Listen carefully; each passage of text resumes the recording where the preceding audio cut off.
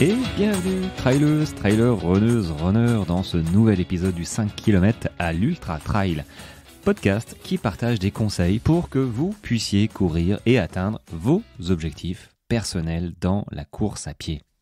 Alors les amis, le temps est génial. Bon, il neige un petit peu, pas assez, mais c'est super sympa. Mais c'est vrai que je suis un peu flagada, tu vois, on n'a pas envie de sortir, on a envie de rester au coin du feu. Et du coup, l'épisode, il faut que je me fasse un peu violence pour le faire, mais c'est avec plaisir que j'ai branché mon micro, tranquillement, en train de regarder les flocons tomber. Demain, je sais qu'il fait beau, donc je vais pouvoir en profiter. Enfin, j'espère, si le vent se calme, parce que le vent, ça calme un petit peu. Voilà, ça rafraîchit beaucoup. Et aujourd'hui, je vais te parler de la répétition des séances. Cette idée qu'on a de... Enfin, c'est plutôt la question qu'on a de savoir est-ce qu'il faut courir tout le temps pour progresser. J'en ai fait une petite vidéo rapide sur les réseaux. Mais est-ce que courir tous les jours, c'est la seule solution pour progresser? Est-ce que c'est une bonne chose ou courir 3 fois, 4 fois, c'est aussi pas mal? Alors, si je devais répondre sincèrement à cette question, je vais m'auto-questionner, mais je vais répondre quand même sincèrement. Alors oui, dans l'absolu, courir tous les jours, on va dire correctement, tu progresseras plus vite, évidemment. Mais ça, c'est vraiment dans l'absolu. Je ne sais même pas si c'est réalisable, hormis les élites, parce que chacun a sa vie. Et surtout quand tu démarres, quand tu débutes, quand tu as quelques années d'expérience, c'est compliqué de courir tous les jours. C'est d'autant plus compliqué de courir tous les jours de la bonne manière. En ne laissant pas la place à notre esprit de vouloir accélérer tout le temps, parce que c'est comme ça qu'on se sent, surtout en courant, surtout en commençant à avoir une condition physique. Au bout d'un moment, tu te sens bien, tu es dans ta prépa, tu te sens de plus en plus à l'aise, et c'est ce qui arrive quand malheureusement on ne s'écoute pas assez, ou on met pas assez rapidement les bonnes pratiques, parce qu'on ne les connaît pas tout simplement. C'est pas une critique, mais c'est comme ça. Si on s'emballe à faire toujours des séances de plus en plus rapides, ou ne pas laisser le temps de se laisser une journée ou deux de repos pour permettre au corps de s'adapter, parce que c'est qu'une histoire d'adaptation et de progressivité, alors courir tous les jours, ça devient risqué. Ça devient risqué pour 90% ou 95% des coureurs, je veux dire, hormis les élites, qui eux, c'est leur job. La majorité, c'est quand même leur job, parce qu'il ne faut pas se leurrer, si ils ont des résultats comme ils ont, c'est qu'ils ne courent pas 4 fois dans la semaine, on est d'accord. Donc après, moi je cours 5-6 fois, ce qui est déjà très bien. À mes débuts, je courais 3-4 fois. Après, compliqué, vraiment compliqué de courir plus. Donc là, j'ai la chance de pouvoir m'organiser pour courir plus, mais n'empêche, je ne cours pas 7 jours sur 7, déjà. Et puis, si je voulais avoir d'autres résultats encore meilleurs, il faudrait que je m'entraîne vraiment plus dur. Et c'est pas comme ça que je vois la chose. Je suis pas dernier du classement, je suis dans le premier tiers. Donc, c'est plutôt pas mal. J'ai terminé toutes mes courses, mes dernières ultras, toutes mes courses, je les ai terminées. Donc, je suis plutôt content. Mais n'empêche, chacun a un niveau. Et là, pour moi, ce qui compte, c'est le plaisir. Le plaisir de courir, le plaisir de terminer mes courses, mais pas de vouloir absolument chercher une place, finir dans les 30 premiers. Après, sur une course, tout est possible. Et c'est vrai que sur la dernière course, c'est top, parce que à un moment, j'étais 40e, puis sur le grand raid des Qatar, 40e, 41e. Du coup, je me suis pris au jeu, j'ai gratté 20 places, tout ça. Et puis, après, on a fini 50e, je crois. Mais parce que j'ai couru à 2 et il a eu un souci au niveau des adducteurs. Ça arrive, ça fait partie du jeu. Mais du coup, voilà, j'étais super content. J'ai fait 29 heures sur mon ultra 160. Bon, c'est chouette. Moi, j'étais content. Mais voilà, pour performer un peu plus, il faut s'entraîner plus durement. Mais pour pouvoir s'entraîner plus durement ou progresser, si tu as envie de progresser plus vite, soit il faut changer tes méthodes d'entraînement tout en gardant la progressivité. soit t'entraîner plus souvent, mais tout en gardant aussi la progressivité. Donc oui, courir plus souvent, enfin courir tous les jours, te fera progresser plus vite que si tu cours 3-4 fois. Mais sincèrement, je ne sais pas si c'est réalisable pour 95% de la population qui court, quoi. Enfin, je veux dire du peloton. Ça, c'est en théorie, tu vois. Maintenant, je suis certain qu'il y en a qui doivent courir tous les jours, mais il y a un moment peut-être où, bizarrement, ils ont eu un problème physique, ils ont été obligés de s'arrêter, et moi, je ne veux pas en arriver là. Donc c'est pour ça que je me laisse une journée ou deux, je cours à la sensation. De temps en temps, j'ai programmé une sortie 30 km là, dans quelques jours. 30 km et 1000 mètres de D+, autour de chez moi. Parce que je sais que dans un mois et demi, un gros mois, hein, c'est un gros mois, j'ai 24 heures et je vais faire à peu près 130 km. Donc il faut que je commence à allonger. Donc ça, c'est des blocs dans ma tête. Pouf, je sais que je devrais y passer et peut-être que la semaine suivante ou 2 semaines plus tard, je referai ça. Mais n'empêche, derrière, je me laisse du repos. Parce que moi aussi, j'aimerais bien courir tous les jours, peut-être. Sûrement, d'ailleurs. Hein, j'aimerais bien courir tous les jours, mais sincèrement, je ne sais pas si c'est réalisable facilement parce que on a une lassitude mentale à répéter les efforts aussi et il y a un moment où on se lasse un peu, surtout dans une prépa peut-être de marathon, pas forcément de marathon, hein, de trail, de course en fait, hein, une prépa tout court. C'est remettre, hein, quand il fait pas beau, c'est compliqué, on use le mental petit à petit. C'est vrai que le fait de se reposer une journée, 2 journées, te fait pas perdre ton niveau, hein, je te le dis direct. 2, ça permet au corps de s'adapter et de se reposer et de se renforcer par la même occasion, de prévenir les blessures.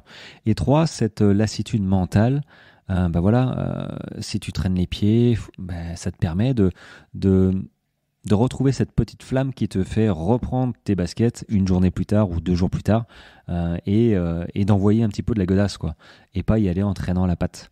Moi je le vois, hein, quand je commence à courir vraiment régulièrement, à peu près 6 fois par semaine, y a un moment où je traîne un peu les savates en disant bon allez, faut que j'y aille. Et j'ai remarqué que quand je me laissais une journée ou 2 dans la semaine, j'étais un petit peu plus en train à y aller et à courir. Parce que on fait souvent un petit peu les mêmes parcours, même si moi je pense que j'ai des parcours relativement multiples. Donc ça c'est cool, mais on passe quand même par des chemins où on a l'habitude de passer régulièrement. Donc ça peut arriver qu'une certaine lassitude arrive, surtout en plus en hiver, là où le soleil se lève, il se lève à, je sais pas, 8h30, là, il en peut plus, et il se couche à 17h. Quelle heure il est là? Ouais, il se couche à 17h, 17h20, faut que je regarde un petit peu les horaires, mais ça doit être ça. Donc on a des journées super courtes. Donc c'est pas facile de garder la motivation. Donc le fait de se reposer, ça permet de retrouver un petit peu de peps. Et donc courir tous les jours, oui, ça te fera progresser, mais moi je pense que c'est pas gérable, surtout sur le long terme. Bon, ça c'est dit. Maintenant, 3-4 fois, oui, 4 fois vaut mieux que 2, évidemment, parce que sur 2 sorties à la semaine, tu tournes un petit peu en rond point de vue progressivité, c'est-à-dire que point de vue type de séance, sur 2 sorties à la semaine, faut déjà avoir l'objectif qui va avec et qui correspond un petit peu au type de sortie, au type d'entraînement. Si tu fais 2 sorties par semaine, sur un 10 km, je pense pas que tu fasses 40 minutes au kilomètre en n'ayant que 2 sorties à la semaine. Après le temps, peut-être 50 minutes si tu as un petit bagage sportif derrière toi, mais c'est compliqué, quoi. Mais si tu sors 4 fois dans la semaine, sur 4 fois, tu fais 3 séances en endurance fondamentale et une séance d'intensité. Là, c'est cohérent. 2 sorties à la semaine, tu fais une séance endurance fondamentale et l'autre intensité. Du coup, tu es à 50% d'endurance fondamentale qui permet de te faire du volume et de prévenir les blessures, mais c'est pas assez. Il faudrait monter à 70-80%. C'est pour ça que les élites, quand ils s'entraînent... on te dit, moi j'en ai vu qui avaient 4-5 sorties intensives à la semaine. Ouais, mais parce qu'ils font en fait 13, 14 séances à la semaine. Donc, ils sont peut-être pas à 80% d'endurance fondamentale, tu vois, mais ils sont au moins à 70, ce qui leur permet de faire du gros volume parce qu'ils courent lentement, doucement, et de gérer et de pas se blesser, en fait, de pas créer de la fatigue plus. Du coup, ça leur permet de faire 3-4 séances intensives, donc ça c'est cool. Mais nous, on peut pas. On peut pas faire ça, on sort pas 10, 13 fois dans la semaine. On sort beaucoup moins. Donc, et sur 2 séances à la semaine, 2 séances à la semaine pour progresser, oui, tu vas progresser, mais faut y aller vraiment en progressivité, notamment sur la séance intensive. Intensive, j'entends, c'est pas du 30-30, quoi. C'est pas du fractionné pur et dur où t'envoies, où t'exploses tout. Non, parce que là, forcément, tu vas te blesser si tu fais ça une sortie sur 2. Tu vas forcément te blesser à un moment. Tu vas surtout te dégoûter, mais te blesser surtout, en fait. Donc, il y a différentes séances qui amènent à progresser sans rentrer dans le dur, sans rentrer à 100% de ta VMA ou la fréquence cardiaque maximum, tu vois. Mais c'est vrai que globalement, il vaut mieux s'entraîner 3, 4, 5 fois que 2 fois. Bon, ça c'est une psychologie à avoir, hein, une façon de penser. Donc il y a des séances qui existent. Si tu veux que je t'en parle, contacte-moi, je t'en parlerai volontiers. Mais là, pour la question du s'entraîner, effectivement, dans l'absolu, non, dans l'absolu, tu t'entraînes tous les jours, tu progresses ça plus vite. Voilà, c'est certain. Mais maintenant, pour moi, c'est pas faisable. Enfin, c'est pas faisable pour la grosse majorité des coureurs. Très clairement, hein. À moins que... Je serais assez curieux de savoir si d'ailleurs certains d'entre vous courent vraiment tous les jours depuis un certain moment, hein. C'est pas juste ça fait 2 mois que je cours tous les jours, parce que ça se trouve dans un mois tu vas me dire que t'es blessé et je te dirais je t'avais prévenu. Bon, c'est un petit peu présomptueux de ma part, mais c'est vrai que c'est tellement prévisible en fait, les blessures. Quand je vois certains qui me disent je me suis blessé là, et quand je creuse un petit peu la question, j'ai envie de dire oui. Et puis il y en a quand ils me disent leur programme, tu vois, des objectifs. J'ai commencé en octobre, voilà, j'ai fait un semi, je prévois un marathon 3 mois plus tard. Ouf. Bon, on a beau être progressif, il y a un moment où le corps il peut pas progresser comme on a envie. On va trop vite dans notre tête. Quand on se sent bien, on se dit waouh, on a fait un semi-marathon, je veux faire le marathon. Tu peux pas faire un marathon 3 mois plus tard, c'est pas possible. Il y en a qui tentent. Alors ils vont peut-être le terminer. Si ça correspond à leur objectif de course, très bien, parce qu'ils savent que derrière ils vont tout donner pour faire ce marathon, mais que derrière ils veulent pas forcément rechausser les chaussures, et ils n'ont pas forcément d'objectif derrière. Donc s'ils sont blessés, limite ils termineront.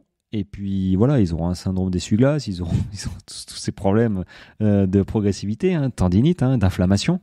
Voilà, mais si toi tu as envie de continuer, parce que c'est le début de ta carrière, ça fait une carrière sportive, le prolongement, et puis voilà, ça fait quelques semaines, quelques mois que tu cours, voire 1 an ou 2, tu cours pas pour t'arrêter dans 3 semaines. C'est un sport qui prend vraiment aux tripes, et c'est une façon de vivre en fait. C'est pas juste soulever de la fonte, c'est aller courir. Ça demande plus, à mon sens. Voilà. Après, je critique pas, mais moi c'est comme ça que je le ressens. Ça demande vraiment de s'impliquer à 110%, et notamment le trail dans la nature, je trouve encore différent.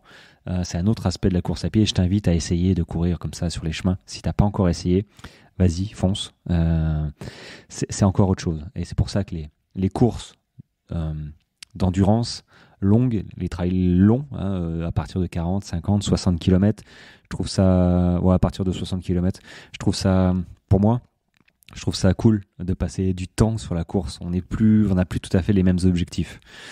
Bon, j'en parlerai de toute façon dans une autre capsule, parce que là, du coup, je suis en train de déborder. Il faut que ça reste des petites capsules, et surtout cette question que j'avais, que je voulais vous soumettre, et surtout cette réflexion à avoir sur le fait de courir tous les jours. Est-ce que c'est bien ? Potentiellement, oui, c'est bien, mais c'est pas forcément gérable. Et attention, comment tu fais ça, et attention les blessures. Voilà. Bon, c'était une petite capsule sympa. J'espère que ça t'a plu. Et on se retrouve demain. Et puis, si évidemment tu as des questions, tu n'hésites pas. Tu sais que j'accompagne certains sportifs, voilà, des débutants et moins débutants qui ont un objectif en tête. Et ma devise, moi, c'est proximité avec le sportif et progressivité. Pour être certain d'aborder et d'atteindre vos objectifs, parce que les miens sont personnels, mais chacun a ses objectifs, donc d'atteindre vos objectifs et surtout d'apprendre à courir et de maîtriser votre entraînement après l'accompagnement. Voilà, et puis un deuxième... Toujours merci, merci de vos écoutes, ça me fait super plaisir. Je vois que ces petites capsules ramènent du monde et ce petit format, moi, me convient parfaitement parce que ça me permet de prendre le micro comme ça, en regardant dehors les flocons tomber et de vous dire ce que je pense. C'est cool. Alors, je vais essayer de faire ça tous les jours. Peut-être qu'il y a une journée ou deux qui vont sauter, mais pour l'instant, je trouve ça vraiment sympa de partager ça avec toi, avec vous. Et du coup, voilà, si ce format te plaît, écoute, mets-moi 6 étoiles sur 5 sur Apple Podcast. Enfin bref, notez à fond ce petit podcast et peut-être un petit commentaire aussi, ce serait sympa. Il faut que j'aille voir un petit peu d'ailleurs les commentaires qu'il y a. Voilà, sur ce les amis, on se retrouve demain. Si tout se passe bien, voilà, et j'aurai un petit peu de soleil. Je pense que je vais faire des super photos. Il a neigé un petit peu. Voilà, alors c'est pas la neige... comme au Québec que j'ai vu. Voilà, j'ai vu des très belles vidéos j'ai oublié son petit prénom. Zut, My First 125 km, il se reconnaîtra. Anthony, je crois que c'est ça. Hein. Il se reconnaîtra. Donc My First 125 km. Allez le voir sur Instagram. Il a mis une petite vidéo du Québec, Canada, là où il se trouve. Hein. Il est revenu là-bas et la neige. La neige est super, moi j'en ai pas autant là. Mais maintenant, courir dans la neige, ça aussi c'est une petite capsule. Il faudrait peut-être que je fasse une capsule avec lui. C'est peut-être une idée à avoir, faire une petite capsule avec lui pour nous parler de comment courir dans la neige, comment ça se passe dans le froid, la neige, parce que là-bas, ça tabasse un petit peu. S'il m'écoute, écoute, prends contact avec moi et on se fera ça. Allez, sur ce les amis, je vous retrouve demain matin de bonne humeur et en espérant que tout va bien pour vous. Allez, ciao.